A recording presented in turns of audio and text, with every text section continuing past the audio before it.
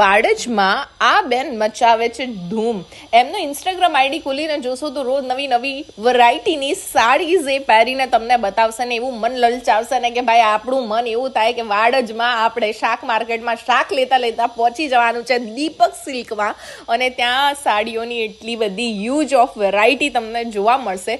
સો તમે અગર આસોપાલવ તરફથી આવશો તો તમને ફર્સ્ટ દીપક દેખાશે, અને પાછળથી તમે આવશો ને શાક માર્કેટ તરફથી તો તમને લાસ્ટ દીપક સિલ્ક પેલેસ તમને જોવા મળશે. અને ત્યાં કલેક્શન બહુ જ સારું છે.